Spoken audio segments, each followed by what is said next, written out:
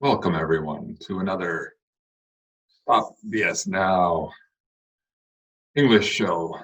Who am I today? I am prophet of literature, prophet of fiction. I like that even better. Making fiction relevant again. Wouldn't it be nice if fiction didn't apply to us, wasn't actionable, was just for entertainment? Wouldn't that be nice? But in fact, some literature is very prophetic, very actionable, very relevant. So it may be old, older than me. Let's have a look today at great story, Dr. Heidegger's experiment. I've playfully renamed it Dr. Anthony Fauci's experiment. Who is Dr. Fauci? I think he's the head of infectious disease, career bureaucrat, corrupter, influencer of American political elites, political system. Of course, Dr. Heidegger's experiment is a story about a charlatan, a quack, and quackery was quite common at the time the story was written, late in the 1800s, I believe, by Nathaniel Hawthorne. All manner of medicines were being offered without much scientific support, let alone anecdotal evidence. Alcohol was perhaps the most common medicine of all at that time, believe it or not. Perhaps pure organic alcohol in small quantities can be healthy. I'm open-minded, but certainly the modern varieties and the quantities consumed by modern drinkers is not healthy, toxic to us. Not only because alcohol is toxic in large quantities, but hey, we don't even know what's in our alcohol anymore. Alcoholic beverages are not required to have all their ingredients listed for consumers. So you never know what you're drinking. But who cares, right? Just trust the industry. They're not really interested in money. They're just interested in making us happy, right?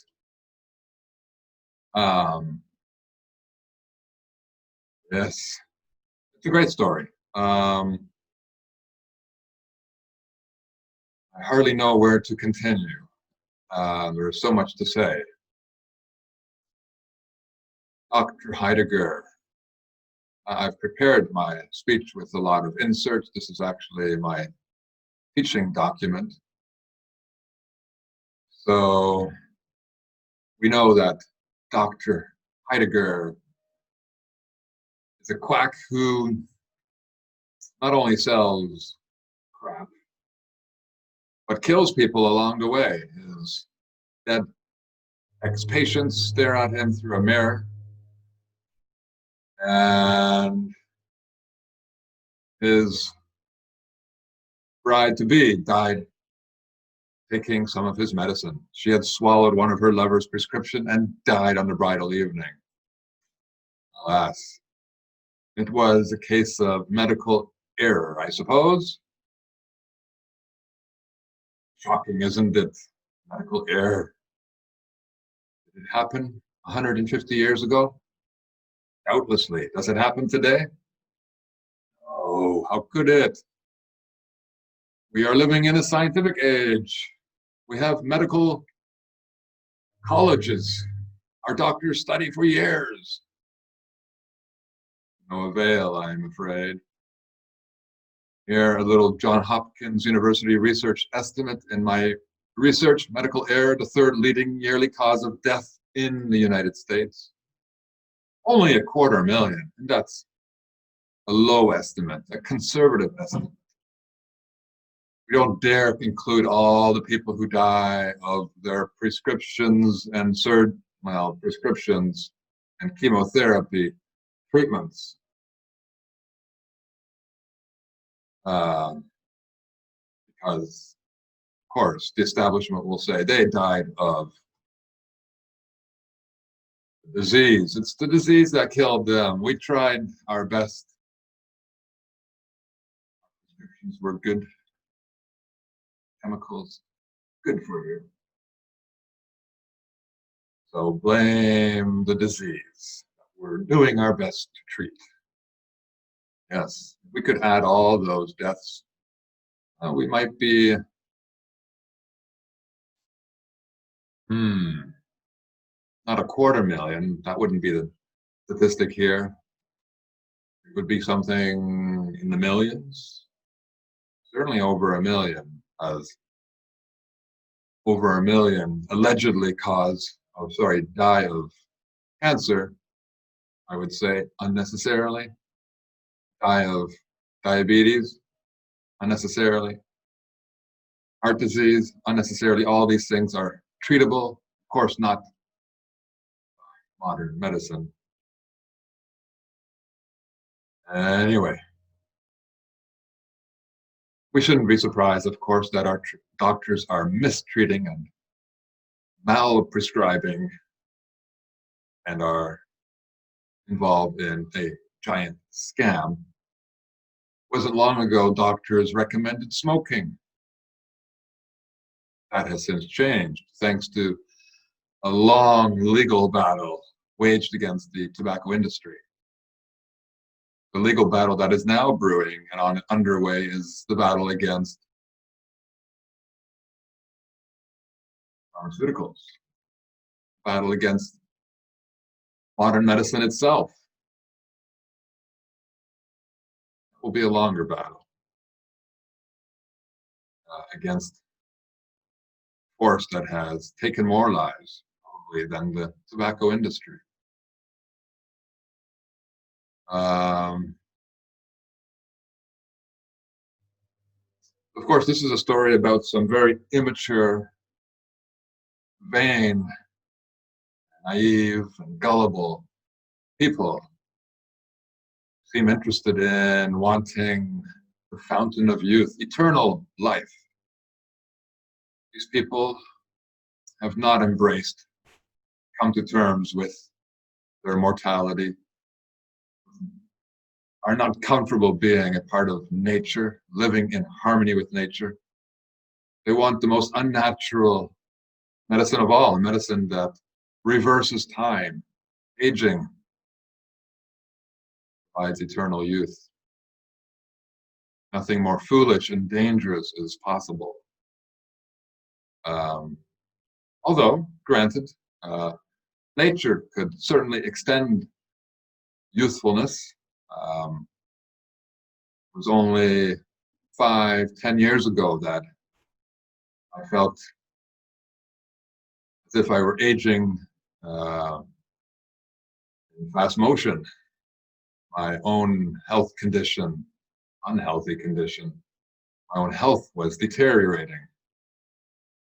And it was only by living more in harmony with nature, not destroying her foods with cooking and unnecessary processes, embracing a diet of raw food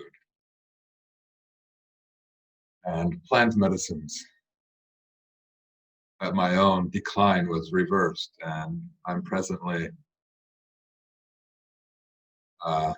probably healthier than I was in my 20s.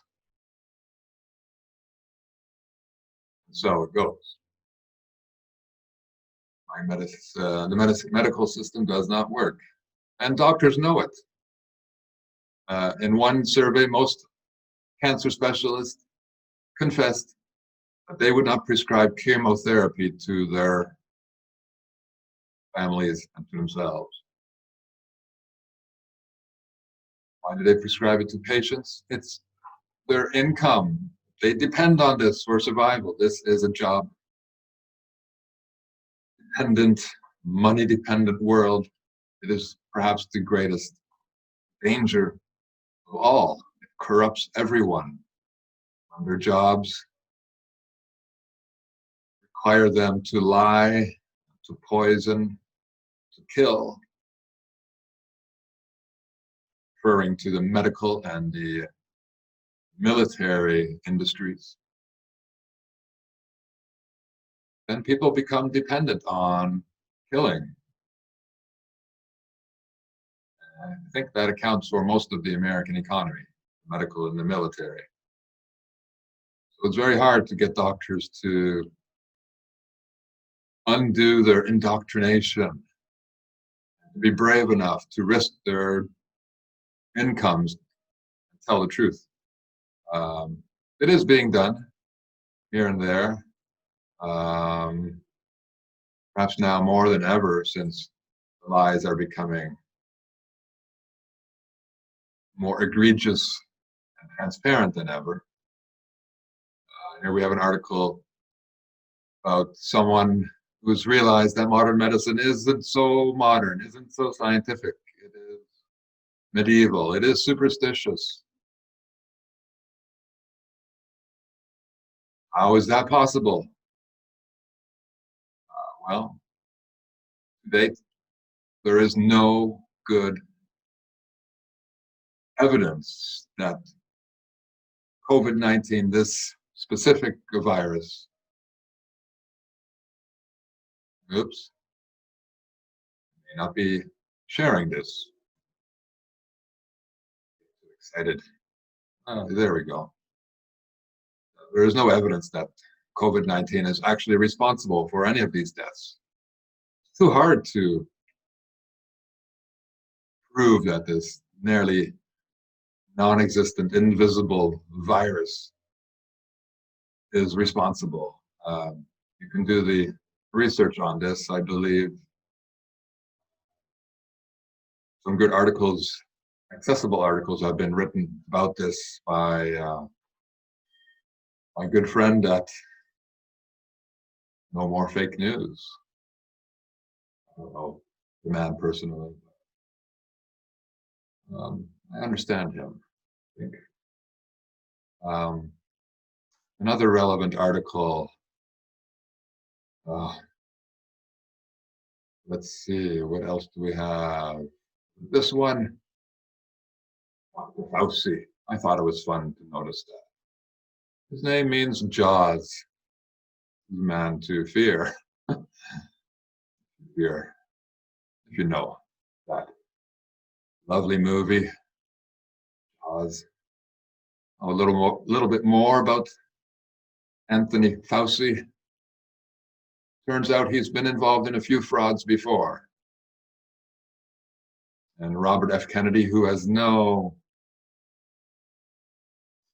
to gain, really, nothing financial to gain from being critical of this man in a position of authority, quite open about his involvement in fraud. This good doctor, Dr. Judy Mikovits, has been personally harassed and almost ruined by Dr. Fauci, for whom she worked, I believe. And when she realized her work was not beneficial to humanity, she turned into a whistleblower. Hopefully more will follow in her footsteps.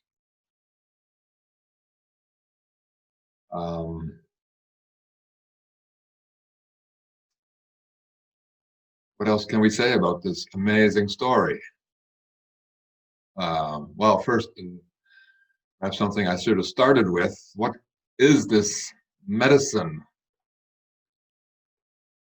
Dr. Heidegger is giving to his silly, gullible victims? I think the narrator has given us plenty of clues that it is, in fact, just alcohol. Alcohol does change your perception of reality, and so you drink enough of it, and you might think it is the fountain of youth. You are becoming younger. People are looking better. Yes, as fans of alcohol consumption will sometimes say.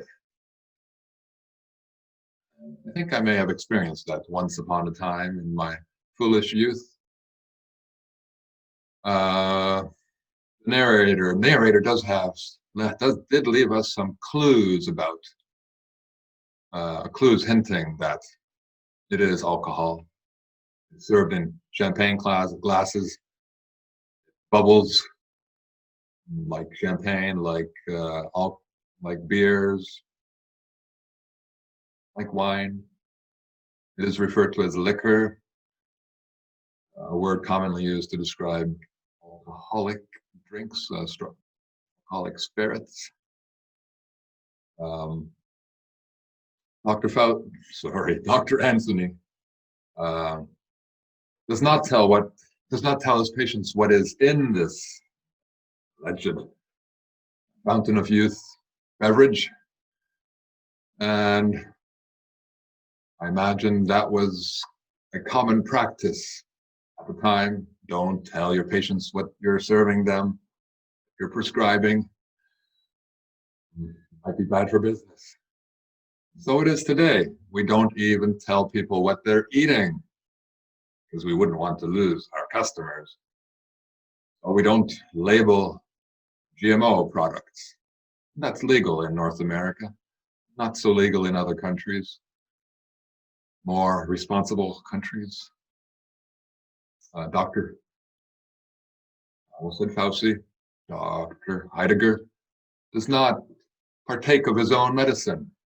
Isn't that the same as what happens in the world of telecommunications? Why are Silicon Valley workers banning their children from using technology? I'm not sure I've even seen people like Gates and other tech tycoons glue themselves to one of their phones, computers.